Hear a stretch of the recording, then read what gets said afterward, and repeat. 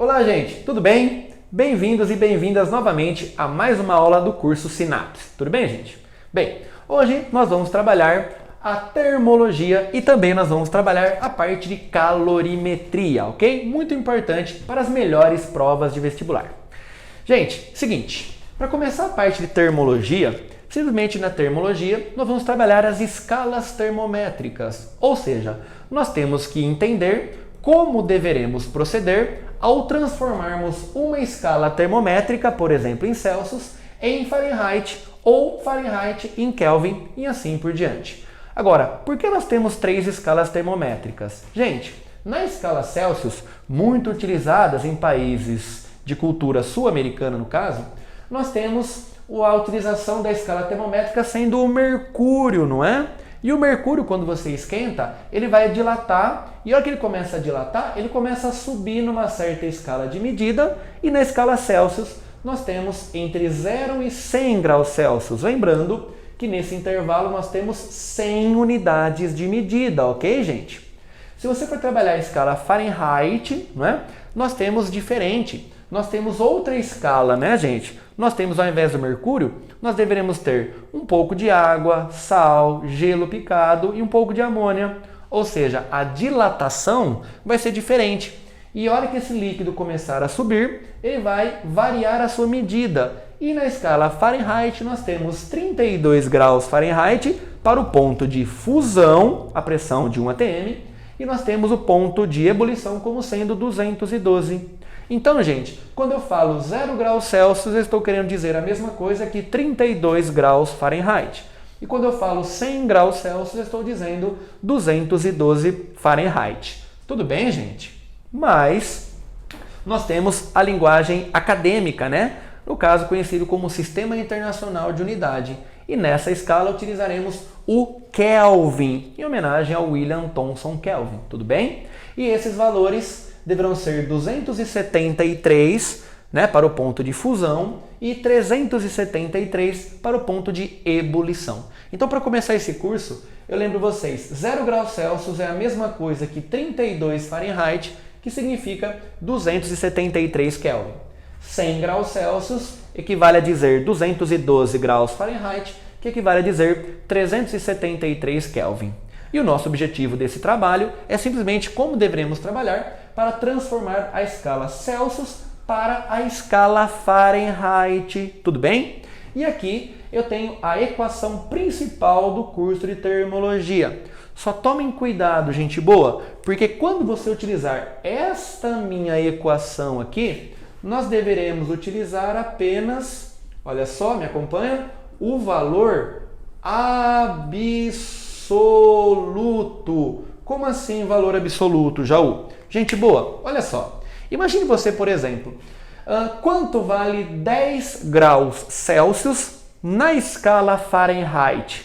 Gente, basta você chegar aqui, ó, e substituir o valor de 10. Você quer ver como é que fica? Olha só. 10 dividido por 5, teremos 2. 9 vezes 2, tá vendo? 18. E esse 32 vai para o outro lado positivo, tendo 18 mais 32, que equivale a 50 graus. Então, quando eu falo 10 graus Celsius, é a mesma coisa que falar para vocês 50 graus Fahrenheit. Simples. Então, quando você quiser trabalhar o valor absoluto da medida, você vem aqui, substitui o valor na sua respectiva escala e depois você encontra no outro, né? Por exemplo, ó, transformando Celsius em Kelvin, você iguala a primeira parcela com a terceira parcela. Simples e rápido. Mas aqui para vocês do curso Sinapse, vou dar uma dica muito legal, tá, gente? Presta atenção, por favor. Você percebeu que na escala Celsius nós temos 100 divisões na escala, não é? Já na escala Kelvin, nós também temos 100 divisões, tá vendo? E aqui na escala Fahrenheit nós temos, ó, 180 divisões, ou seja, entre Celsius e Kelvin nós temos uma relação de 1 para 1, não é? 100 divisões e também 100 divisões. Só que para a escala Fahrenheit nós temos de 100 para 180. Então olha que legal, a proporção fica de 1 para 1,8, olha que legal. Então, se eu falar para você que 1 grau Celsius equivale a 33,8 Fahrenheit, não é? Pois eu aumentei 1 grau Celsius, eu tenho que aumentar 1,8 aqui em Fahrenheit. Legal?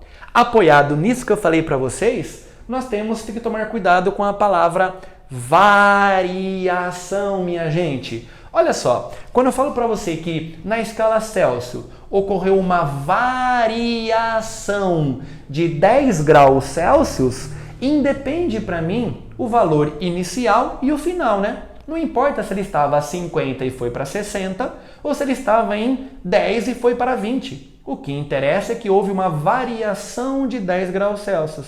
E se você variou 10 graus Celsius, deve ocorrer a variação em Fahrenheit em 18. Você lembra? A proporção é de 1 para 1,8. Então, quando você tiver a ideia de variação na sua escala, deveremos utilizar esta minha equação. Você está vendo? Você tem que a variação na escala Celsius, no denominador 5, a variação do Fahrenheit no denominador 9, a variação em Kelvin por 5. Gente, lembra que eu falei que a proporção é de 1 para 1,8? Olha que legal, ó. Tem algo escondido aqui, ó. Pega esse 9 aqui, ó, por gentileza, e joga para cima. 9 dividido por 5 dá aquele 1,8 que eu falei para vocês, não é?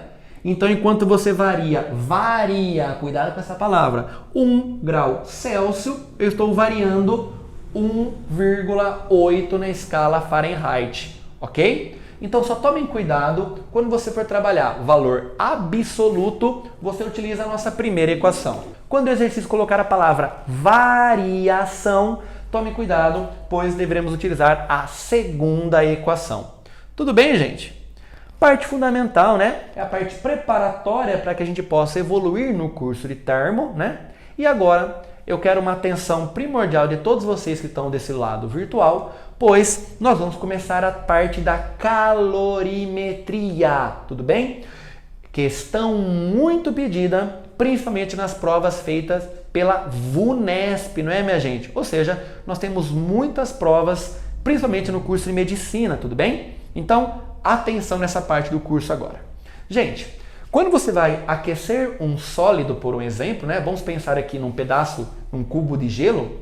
Esse gelo, primeiramente, tende a derreter, posteriormente, ele vai evaporar, né? Mas essas passagens do sólido para o líquido e do líquido para o gasoso tem algum intervalo no meio, não é?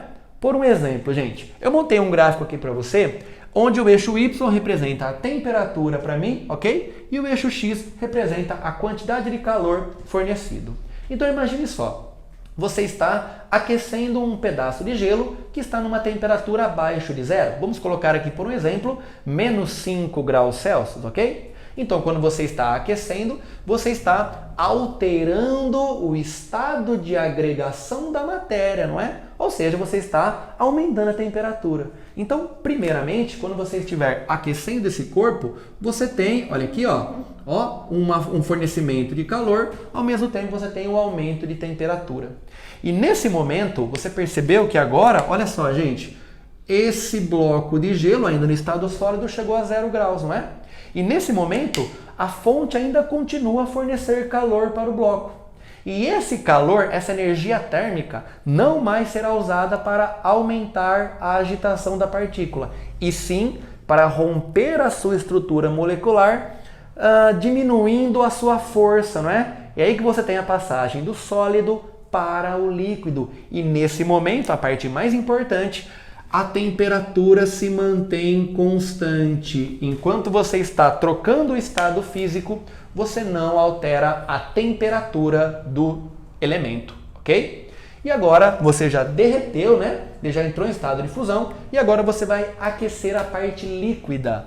E a hora que você aquece a parte líquida, ele vai chegar, por exemplo, até 100 graus Celsius, tudo bem? Posteriormente, você chega na temperatura crítica, né? Em 100 graus Celsius, e nesse momento você tem novamente a troca de estado físico sem alterar a temperatura. Então você mantém constante novamente e para finalizar você vai aquecer o gás, né? Então você tem, olha só, assim por diante.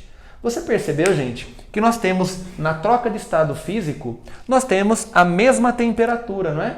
E na troca de temperatura, você está fornecendo calor ao objeto. Ou seja, ó, nós temos as 3 partes retas crescentes e as 2 partes retas constantes. Então vamos separar agora? Eu vou dizer isso aqui, gente. Onde você tem troca de temperatura, nós vamos chamar de calor sensível, ok? E ele é calculado desta maneira, gente boa. Olha só, eu vou dizer que a quantidade de calor sensível depende da minha massa, do meu calor específico e da minha variação da temperatura. Tudo bem? Então, o calor sensível é quando você tem troca simplesmente de temperatura. Olha só, essa parte aqui ele está no estado sólido, você tem o estado líquido e você tem o estado gasoso aqui. Tudo bem? E, para finalizar, nós temos também a troca de estado físico sem alterar a vossa temperatura. E nesse caso, vamos chamar de calor latente, gente boa. E ele é calculado como sendo massa vezes o calor latente ou de fusão ou de ebulição. Tudo bem? Tomem cuidado, gente. Então eu vou dizer isso aqui para vocês, ó. Nesse momento aqui você tem o sólido e o líquido e nesse momento você tem o líquido e o gasoso. Então, só para separar, calor sensível quando aparece troca de temperatura, calor latente quando você tem simplesmente troca de estado físico, ok? E esses valores aqui, né, ó, esse valor de calor sensível e calor latente, ele sempre será tabelado. No caso, para a água, o exercício é obrigado a nos fornecer tais valores aí. Simples, né, gente? E agora, o único detalhe que falta, né, que é o que mais é pedido em prova, na ideia do equilíbrio térmico, né? Olha lá, gente, quando você mistura e coloca 2 objetos, um elemento quente e um elemento frio, ok? Quando você coloca os 2 elementos em contato térmico, você já sabe que o quente vai esfriar, não é? E o frio vai esquentar até uma temperatura de equilíbrio. E o calor fornecido pelo corpo quente será recebido pelo corpo frio. Só que aí que tem um detalhe, né, gente? Quando você fornece calor, você está perdendo calor. E o corpo que ganhou o calor ficou com mais temperatura, não é? Então, um valor é positivo e o outro é negativo. Então, olha o que eu vou dizer, gente. Eu vou dizer isso aqui para vocês, ó. Que a quantidade de calor cedida mais a quantidade de calor recebida será igual a 0, gente. Então, para quem estiver cedendo calor, está perdendo. Então, ó, o sinal aqui é negativo. E para quem estiver recebendo calor, nós temos aqui uma simbologia positiva. Então, tome muito cuidado. Quando você tem mistura de objetos trocando calor entre eles, você vai dizer que o calor cedido somado ao calor recebido deverá ser igual a 0. Tudo bem, gente? Espero que essas dicas tenham lhe ajudado. Fica aqui um abraço enorme de todos nós, a família Sinapse, e até a próxima, gente. Tchau!